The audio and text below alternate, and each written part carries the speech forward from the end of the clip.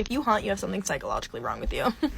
And the only people more deranged are the parents that are bringing their 8-9-year-old son or daughter to do the same thing. I'm breaking up with the guy I'm dating because of what he did to me while I was on the toilet the other day, and I'm not joking, like, I'm being so serious right now. Hey guys, I'm Brad Polumbo, and welcome back to my channel, and welcome back to the new series I'm doing, Brad vs. the Internet, where I react to the craziest and most interesting viral videos I've seen over the last week. If you're new here, consider subscribing, and if you enjoy this video, don't forget to like and comment with your thoughts. Now, up first, does liking hunting make you a psychopath? That's what one TikToker seems to think. Back with another controversial opinion, because I'm not sure if it's controversial, but if you hunt, you have something psychologically wrong with you.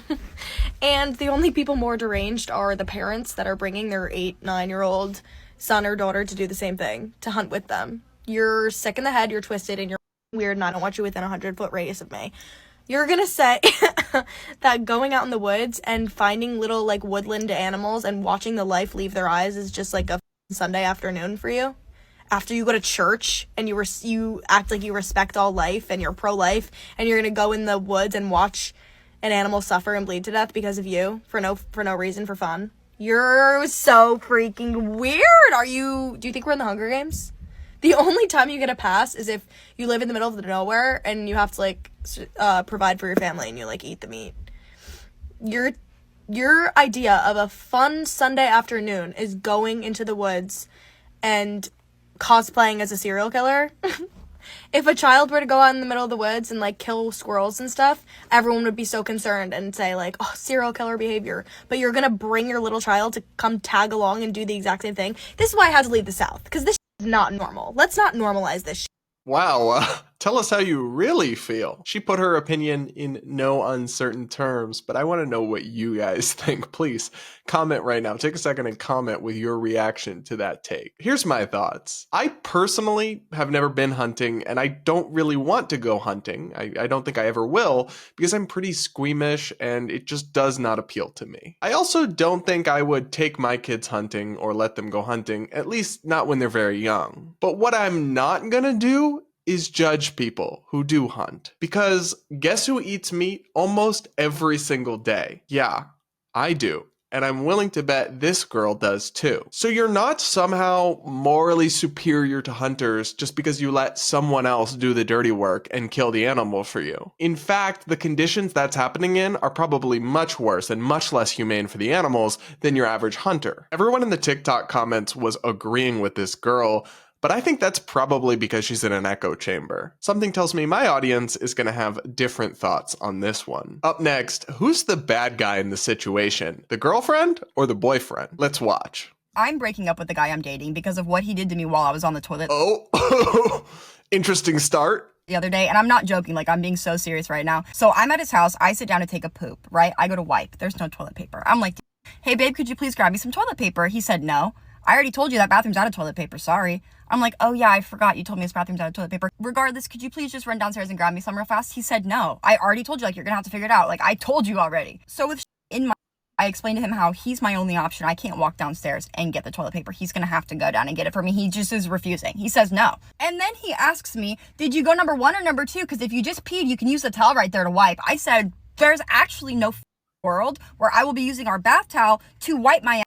No. Absolutely not. And I actually can't believe you just said that to me. Like, I really can't believe that. And then he starts ignoring me. Like, I'm like, hey, please. He's just not responding. Like, he's just ignoring me. I hear his phone, like, scrolling through videos. All right, my man's here is just setting the stage for his own downfall. I don't know what he is thinking. And I get pissed. I'm like, okay, well, if you're not going to go, I'm going to start screaming for help. Like, I'm going to start screaming. He's still ignoring me. I go, help me, to the neighbors. Because I'm like, bro, I need help. And he finally, fine, I'll go. What the f***? Dramatic. And then he storms off, goes downstairs, he comes back, slams the door open, and he throws the toilet paper at my head. I cried. I did. And no, that's actually one of the craziest things anyone's ever done to me. All right, so I really don't think this one is that complicated. Yes, the boyfriend is the bad guy here. Sometimes you see these stories online and there's like nuance and some people side with one side and some people side with the other side. No, he is definitely the jerk in this situation, and I really won't hear anything else. Yes, screaming help for the neighbors is a bit much, is a bit dramatic. But yeah, he's a terrible boyfriend and absolutely deserves to be dumped for this. It might seem small, but it's really not that small. It really does, I think, hint at some bigger problems here that were always not going to work out. Up next, more depressing footage showing just how ignorant some young people are these days. When did Pearl Harbor take place? Ooh, 1960s sometime? I feel like it's somewhere in the 80s. 1914 or something. 1914? Okay, no. Yeah, it's something with World War One. Here's the thing. I, off the top of my head, wouldn't have known the exact year. I would have guessed probably December 7, 1940. That's okay. I don't expect everyone to have an encyclopedia level knowledge of all American history. But if y'all are guessing so far off that you're guessing the 60s or the 80s for when Pearl Harbor happened, your entire timeline and understanding of American history is non-existent. Where is Pearl Harbor located? Is it? Okay, it's either off the coast of Florida or Hawaii-ish. I'm gonna go with Florida. Do you know who attacked Pearl Harbor? I'm not. I'm done. Stop. When she walked away because she doesn't know the answer, like, babe, you didn't just, that wasn't sleek, that wasn't sly, we know you didn't know. And that is some level of ignorance. I mean, look, if you don't know the exact date or year, I get it. There's a lot of things in history to remember. But if you don't even know that it was the Japanese, how are you in college when you clearly should have failed 9th grade American history, babe? That's the thing. Whenever I see videos like this, I have the same thought. We really need to stop handing out high school diplomas like candy on Halloween and bring back failing people when they don't learn the basics. Up next, AI is now being used to clown on President Biden, and some of the results are hilarious. Day in the life of an 80-year-old dude working in Washington, D.C. I started the day with a quick bike ride. Then I went to see all these guys in funny hats. Then I grabbed a bite for lunch. Then went to work and pretty much just zoned out for the rest of the day. So I feel like a terrible person for how many times I laughed at this video, but also I don't really feel bad at all because it is hilarious. And yes, guys, the voice on this, the voiceover is AI generated. I don't think it's real, but the video clips are real. It's depressing, man. I mean, he's just so old and so clearly out of it. Whatever your personal political beliefs are, like, this man, come on now, y'all. My question is, where is Jill Biden on this? Like, she really needs to take her husband aside and say, babe, it's enough. It's been enough. It's time. At this point, what we're witnessing is like borderline cruel, but it's also still funny. Up next, men get exposed for lying about their height. How tall are you? 6'4".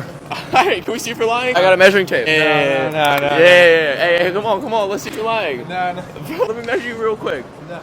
How tall are you? 6'3". Why? Hey, can we see if you're lying? I got a measuring tape. Fine. Yeah, my boy, you're actually 6'3". Yes, sir. Keep it up. So, yeah, when they're not lying, they're actually willing to do it. If you're not willing to do it, why? How tall are you? 6'1". All right, can we see if you're lying? I got a measuring tape. Let's go. My boy, you're like 5'10". You are not 6'1". What you mean? Don't hit me with that 1-2 Mayweather, bro. What you mean, bro? 225? What you talking about? Reps, bro. How tall are you? I'm 5'11". Hey, can we see if you're lying? I got a measuring tape. Yeah, come on. You can't do me like that. You're like 5'7". You are not 5'11". Matter of fact, I can still live more than you probably. How tall are you? 6'4". All right, can I see if you're lying and measure you? Yeah, hold on. Let me just finish. All right, my boy, you are actually 6'4". How tall are you? What's up, man? 6'2". All right, can I see if you're lying? I got a measuring tape. Go ahead. I don't lie, baby. 5'9", my boy.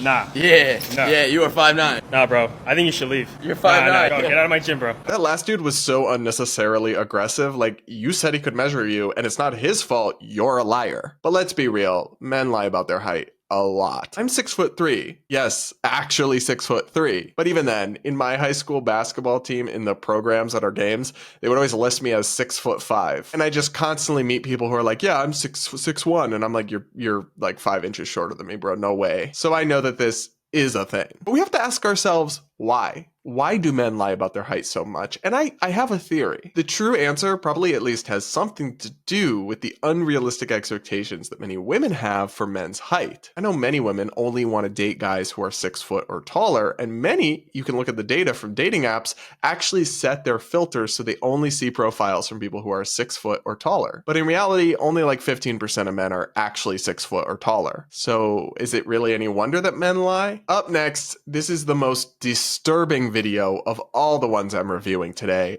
and it's not particularly close. I went into the gender neutral bathroom and